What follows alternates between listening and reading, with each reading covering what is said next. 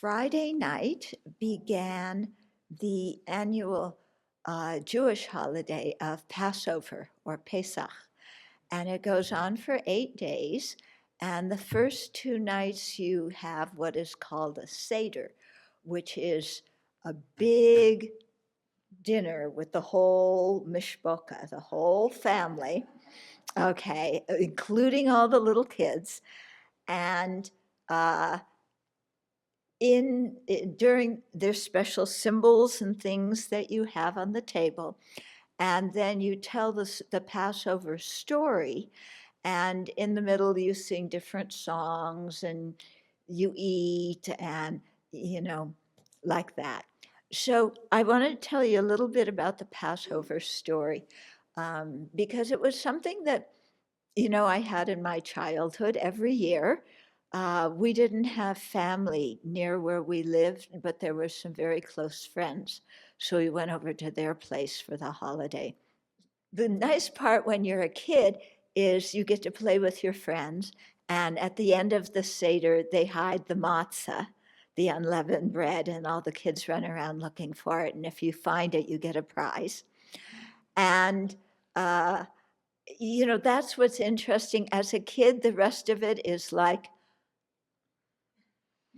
but something goes in, okay? And as you get older, you listen to the story. So it's a story about captivity and oppression and freedom, okay? So it starts out, who knows how long ago, um, in Egypt, and the Pharaoh is in charge of things. He's the dictator, the autocrat, and he's afraid that there's going to be too many Jews living in Egypt. So he decided to enslave all of them and demand that all the Jewish babies be killed. So, one mother had a baby who she didn't want to be killed. So she put it in a basket and put it in the river.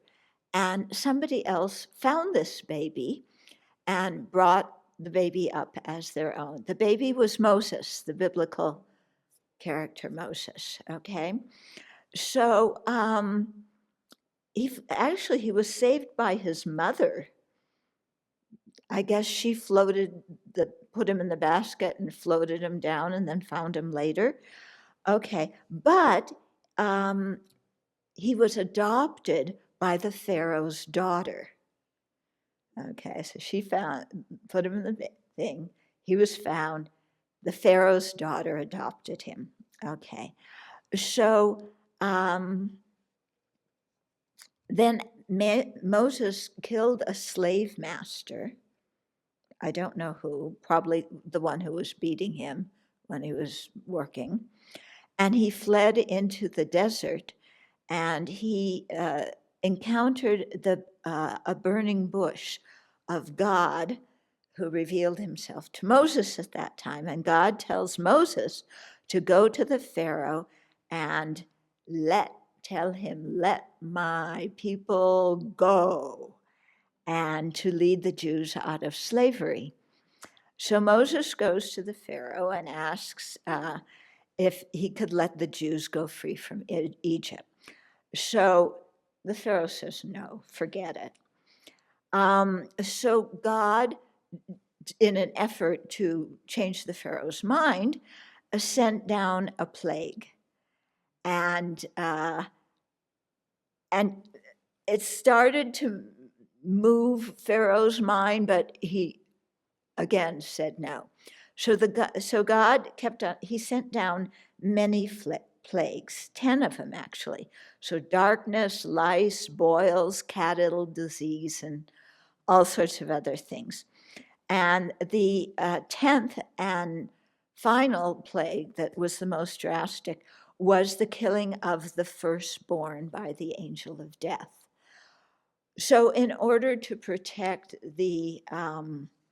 their firstborn children, the Israelites, that's what the Jews were called at that time, I guess, marked their doors with lamb's blood so that the angel of death would pass over them. It was a signal, okay? And so that's how the holiday got its name of Passover.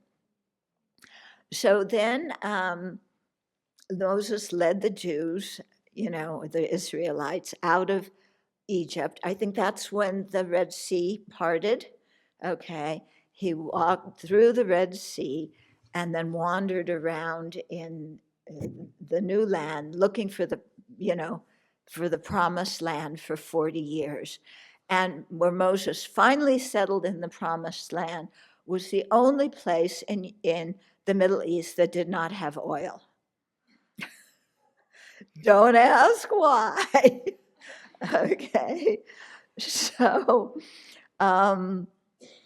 yeah, so they made it to the promised land. So this story can be read in many different ways. And the story, the sadhana, the Jewish sadhana that you tell during your Seder, yeah, is called the Haggadah. Yeah, Haggadah. So, so there's many different Haggadah.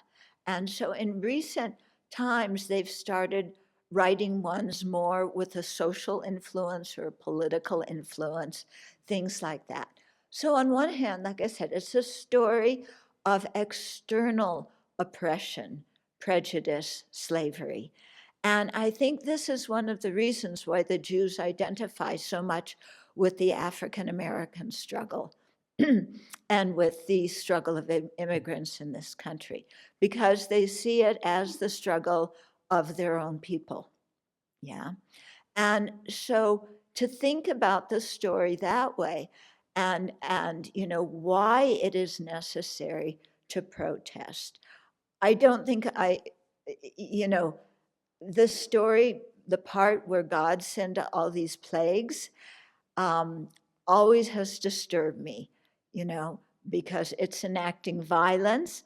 And, I don't see, to me, violence and war is one of the most stupid things human beings have ever invented or done. So that part of the story disturbs me.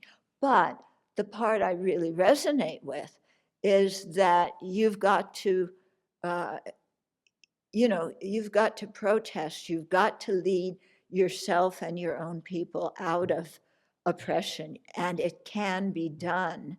And, you need help from outside, maybe not plagues, but, help from other people, allies, and so forth. And so it's a beautiful story that way when you think of people, who are oppressed being led to freedom. And it's always touched me when I'm in the Tibetan community and they do protests against the Chinese occupation of Tibet. It's the only protest I've ever been to where they're chanting Janchu Semso Rinpoche, okay, which is our prayer. May the precious Bodhi mind, not yet born, arise and grow. May that born have no decline, but increase forevermore. It's the only protest where people are generating bodhicitta and praying for the welfare of everybody, okay, including the oppressors. So, we have so many freedom struggles all over. Also, the Palestinians, what they're going through. But also, it's an internal story, of our own oppression by ignorance, clinging attachment, and anger, and that inner oppression, that inner slavery, how we're enslaved by our self-centered mind. We're enslaved by our self-grasping ignorance. We're enslaved by, I want what I want when I want it. All my needs should be fulfilled. Nobody should ever dislike me, whatever your rules of the universe are. We are enslaved by those. And so it's a story also of freeing ourselves. Okay?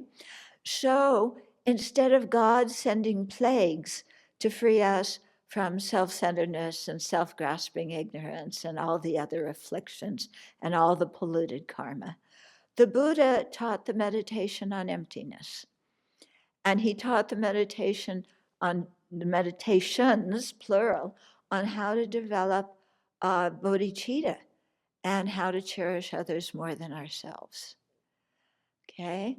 So it's a dual story. Outside oppression, slavery to freedom, also internal oppression and slavery and seeking freedom.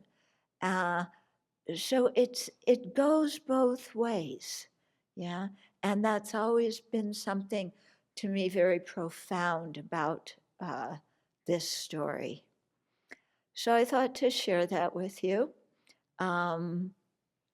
Yeah, because Passover started Friday night, and last night was the second Seder, and then it goes for 8 days.